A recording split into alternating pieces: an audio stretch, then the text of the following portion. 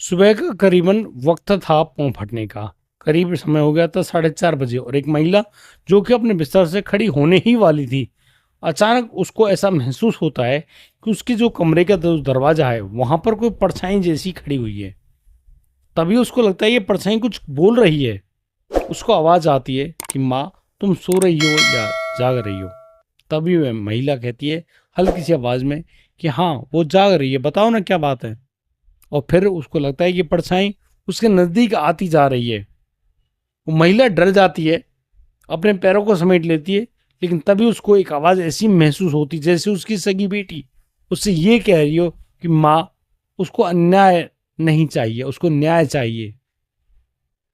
तुम मेरे ससुराल जाओ और वहां देखो मेरे साथ बहुत बड़ा अन्याय हुआ है। मैं न्याय चाहती हूँ। तुम हमेशा मेरा साथ देना, वरना तुम हमेशा मुझे याद करके रोओगी। ये सब तो हुआ। वो महिला बहुत बुरी तरह से घबरा तो गई, लेकिन वो सोच रही है कि शायद उसकी बेटी के साथ कुछ अनहोनी हो गई है। वो अपनी बेटी का नाम लेते हुए आगे की तरफ भागती है। वो देखती है कि शायद उसको उसकी बेटी दिखाई पड़ जाए, लेकिन उसकी बेटी जो कि आगे की तरफ भाग गई है, वो उसको पकड़ नहीं पाई। और उस महिला की जो गति है बाहर जाने की, उसको देखकर उसका पति भी जाग गया। वो देखता है और अपनी पत्नी को आवाज लगा कर कहता है, अरे तुम कहाँ भागी जा रही हो। महिला लौट कर तो आती है, लेकिन वो अपने पति से कहती है कि उनको शक है कहीं उनकी बेटी आरती के साथ कुछ गड़बड़ ना हो जाए। तो वो पति कहता है, अरे पागल, इतने अच्छे घर में हमने अपनी बेटी को दिया है, उसके साथ कुछ बुरा हो सकता है क्या। उसका पति भी अच्छा है, उसकी सास ससुर भी अच्छे हैं। तुम बेफिक्र बेकार की बातें सोचती हो, बेफिक्र रहो, मजे से रहो, उनकी बेटी कुछ नहीं हुआ। लेकिन उस माँ का दिल बैठा, बिल्कुल बैठा हुआ जा रहा था। बहुत ज्यादा परेशान हुई, दुखी हुई। लेकिन उसका जो ये शंका थी, जो सच था, वो एक ऐसा रहस्य खोलने वाला था जिसे जानने के बाद आप हैरान रह जाओगे। नमस्कार, स्वागत है आपका हमारे यूट्यूब चैनल रिश्तों की दास्तान। और इस चैनल में हम जानेंगे कि रिश्तों को कैसे बनाएं, कैसे समझाएं और कैसे आगे बढ़ाएं, क्योंकि जिंदगी में कुछ भी कभी भी कैसे भी हो सकता है। और यदि आप पहली बार इस चैनल पर आए तो हमें सब्सक्राइब करके आगे बढ़ें और अपना प्यारा सा आशीर्वाद मुझे ज़रूर देकर जाएं। दोस्तों, मैं बात कर रहा हूँ उस परिवार की जहाँ पर ये क्षेत्र होता है उत्तर प्रदेश का गाजियाबाद। गाजियाबाद का एक गांव जहाँ पर एक परिवार बड़े प्यार से रह रहा था। उस परिवार में एक बेटी होती है आरती। आरती नाम की लड़की जो कि अपने पिता की नाक होती है, पिता की इज्जत होती है, पिता का प्यार पाकर वो लड़की दिन रोज ऐसे बढ़ रही है। कहते ना, बेटी की जात भाई दिन रोज बढ़ती है। वो बड़ी तो होती जा रही थी, लेकिन उस लड़की को बड़ी होते देख उसके पिता का दिल बैठा जा रहा था। एक बाप जो अपनी बेटी से बिल्कुल जुदा नहीं होना चाहता, हमेशा उसको अपने सानिध्य में पलता बढ़ता हुआ देखना चाहता है। वो सोच रहा है यार उसकी बेटी कहाँ जाएगी, कैसे घर में जाएगी, क्योंकि अब वो जवान हो रही है। जवानी में उसने अपना कदम बढ़ा दिया, 15 साल उसकी उम्र हो गई। माँ हमेशा यही कहती कि भाई बेटी के लिए कोई अच्छा सा संबंध देख लो, लेकिन हर बार वो पिता उस बात को नकार दिया करता है। लेकिन जब बेटी की उम्र करीब 18 साल हो गई तो उसकी मजबूरी हो गई, क्योंकि समाज में जब बेटियां सियानी होने लगती हैं तो लोग आवाज लगाने लगते हैं, कहते हैं अरे भाई देखो कोई रिश्ता ब्याह कराओ। बच्ची पढ़ भी रही थी और उसी समय जब वो बीसीए कर रही होती है, उसी समय उस लड़की के लिए एक प्यारा सा संबंध आता है। संबंध ऐसा बहुत गजब का, मेरठ से संबंध आया। मेरठ का एक परिवार जहां पर एक इकलौता लड़का था, हरकेश। हरकेश नाम के लड़के से आरती का रिश्ता तय कर दिया था। इधर आरती अकेली, उधर हरकेश अकेला। हरकेश की जो माता पिता हैं वो बड़े खुश। आरती की शादी के बाद आरती को अपनी बेटी बनाकर लेकर गए। बड़े प्यार से, बड़े नाजों से उन्होंने अपनी उस बहू को, अपनी बेटी को बड़े प्यार से पाला। बड़े खुश थे। दिन प्रतिदिन दिन बीतते रहे। लड़की जब भी फोन करती अपने माता पिता के पास, कहती कि वो बहुत खुश है, बहुत बढ़िया है, उसको कोई दिक्कत नहीं है। और अब उस लड़की से, आरती से उम्मीद करने लगे तो उसके सास ससुर, वो कहते कि बेटा हमारे लिए कोई खिलौना दे दो, यानी कि कोई बेटा या बेटी हमें दे दो ताकि हम भी उसके खेल में लगे रहें। अब यहाँ पर आरती कहती कि मम्मा ठीक है, कह रहे तो करते हैं कोशिश, लेकिन यहां होने को कुछ और ही मंजूर था। दोस्तों, अब ये वाकया बिल्कुल वही आता है जो मैंने वीडियो की शुरुआत में कहा।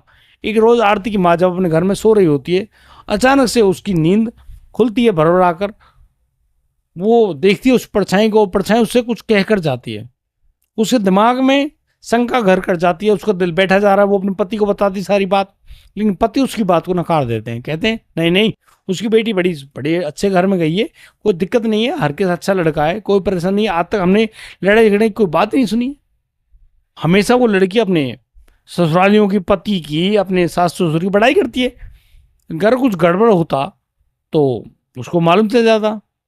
बस इस बात को, जैसे वो लोग बात ही कर रहे थे और जैसे सुबह करीब 6 बजते हैं, उनके घर पे एक गाड़ी आकर रुकती है।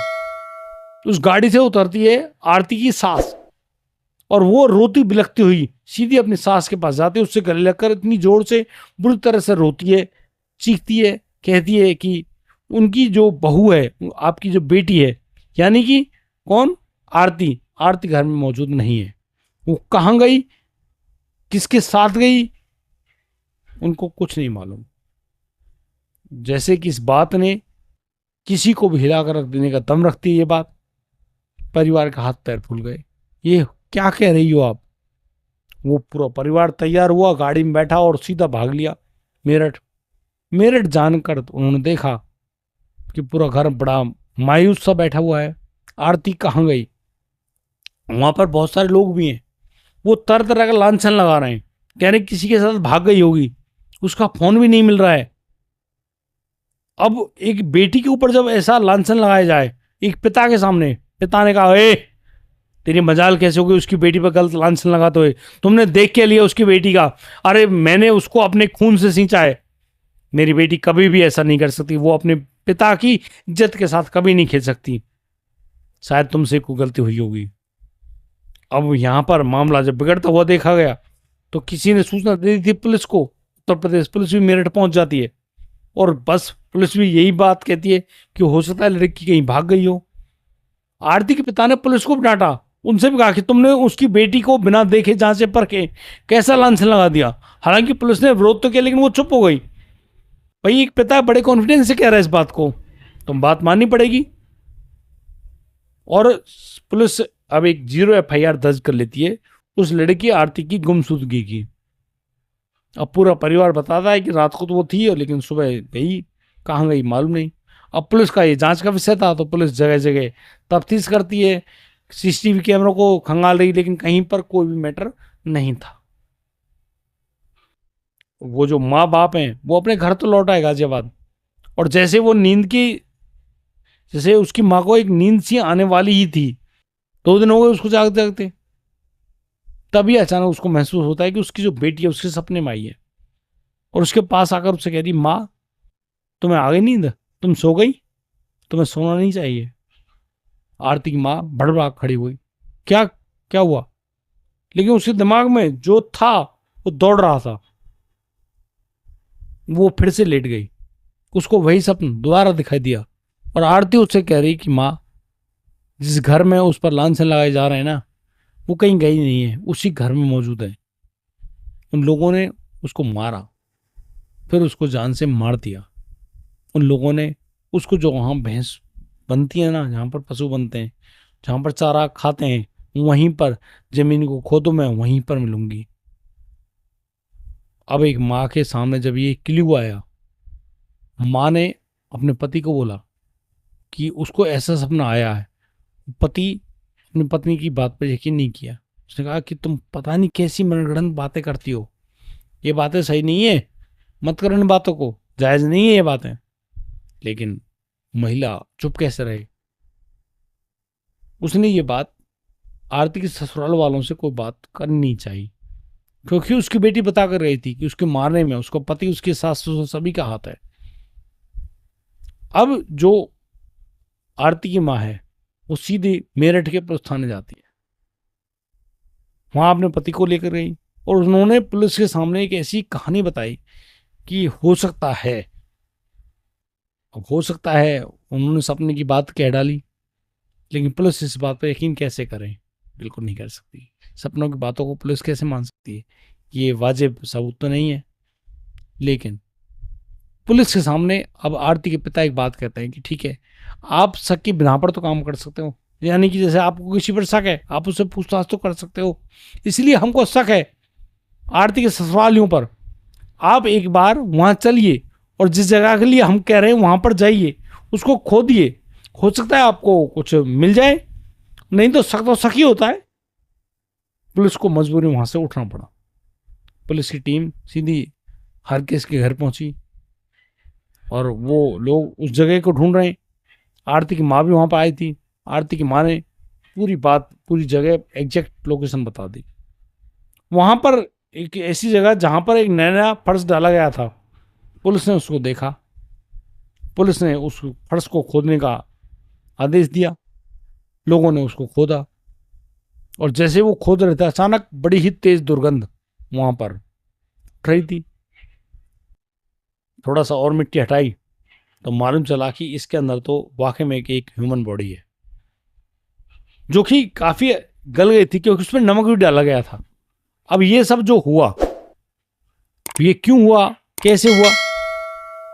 पुलिस ने उस बॉडी को कब्जे में लिया, उसकी शिनाख्त कराई, क्योंकि अंगूठी भी और कंगन पायल वगैरह जो थी, आरती की माँ ने सबकी शिनाख्त करी और बड़े ढंग से उसके पोस्टमार्टम वगैरह जब कराया गया तो पोस्टमार्टम में पता चला कि आरती के सिर में बड़ा घाव है और तो और उसके गले को भी दबाया गया है, जिसकी वजह से उसकी जान गई है। अब तो पुलिस और आरती की माँ का जो शक था वो सही साबित हुआ। पुलिस सीधी टीम भेज दी है। हरकेश की माता पिता सबको गिरफ्तार किया जाता है, पुलिस थाने लाया जाता है। उधर वो जो बॉडी है आरती के पिता को सौंप दी गई। आरती का पिता अब उस बेटी की बॉडी को लेकर अपने गांव गया और फिर वहां पर उसने जो अंतिम संस्कार है वो सब कर दिया। उन लोगों को हाथ भी नहीं लगाने दिया। पुलिस अब उस परिवार को ले गई जेल। वहां उनसे जब पूछताछ की गई थाने में तो हरकेश ने इस बात को स्वीकार किया कि वो अपने माँ बाप का इकलौता बेटा था। उनके लाड़ प्यार में वो इतना ज़्यादा बिगड़ गया कि वो तरह तरह का नशा करता था। अब इसी नशे के चलते वो आरती उसको बारंबार मना करती, उससे कहती कि तुम नशा मत किया करो, एक दिन इसके परिणाम बहुत गलत होंगे। लेकिन हरकेश जो है कि वो मानने का नाम ही नहीं था। उस रात भी वो बहुत ज़्यादा ड्रिंक करके आया और तो और उसने दूसरे नशे भी किए थे। जैसे वो वहां आया, आरती ने तुरंत उसको टोका और कहा कि तुम आज भी ऐसे हालत में यहाँ आए हो, तुम्हें शर्म नहीं आती? अरे बहुत जल्दी तुम पिता बनने वाले हो। अब ये बातें कहीं ना कहीं उस लड़के हरकेश को पसंद नहीं आई। उसने अपनी पत्नी आरती को धक्का दे मारा। धक्का लगा दीवार में जाकर, जो आरती का सर लगा, सर पीछे से फूट गया। लेकिन हरकेश का जो गुस्सा वो शांत नहीं हुआ। उसने सीधा जाकर आरती को गले से पकड़ा और उसका गला दबा दिया और फलस्वरूप आरती मर गई। और उस समय जो ये प्रक्रिया हुई, उस समय हरकेश बहुत ज़्यादा नशे में था। वो अपनी पत्नी की जान लेने के बाद खुद उसी बेड पर सो गया और करीब सुबह 2:30 बजे लगभग जब उसकी आंखें खुलती हैं, नशा कम होता है, वो अपने माँ बाप के पास जाता है और कहता है कि उसने ऐसी ऐसी घटना को अंजाम दे दिया है। तो माँ बाप भी और वो हरकेश भी मिलकर उस पशुओं के चारा चरने की जो जगह होती है वहाँ उसके नज़दीक गड्ढा खोदा जाता है और फिर उस लड़की के बॉडी को, आरती की बॉडी को उसमें दफन कर दिया जाता है। उस नमक भी डाला जाता है ताकि वो जल्दी गल जाए। ऊपर फर्श कर दिया गया और फिर ऐसा दिखावा किया गया कि तुम्हारी बेटी कहीं चली गई। ये इकबालिया बयान था हरकेश का। हरकेश को, उसके माता पिता को, सभी को गिरफ्तार कर लिया गया, जज साहब के सामने पेश किया गया और वो उनको न्यायिक हिरासत में भेजने के बाद जेल भेज दिया गया। लेकिन क्या आपको लगता है कि कोई आत्मा अपने लिए इंसाफ मांगने के लिए ऐसा भी कर सकती है? मैं अगर आपसे कहूं तो हाँ, कोई भी आत्मा ऐसा कर सकती है। लेकिन वो आएगी किसके पास? उनके पास जिनकी आत्माएं पवित्र हैं, जिनकी सोच बढ़िया है, जो अच्छा सोचते हैं, जो अच्छा समझते हैं। हर किसी के पास नहीं आती। जो लोग अपनी आत्मा की आवाज़ सुनते हैं उनसे दूसरी आत्माएं भी आकर बातें करती हैं।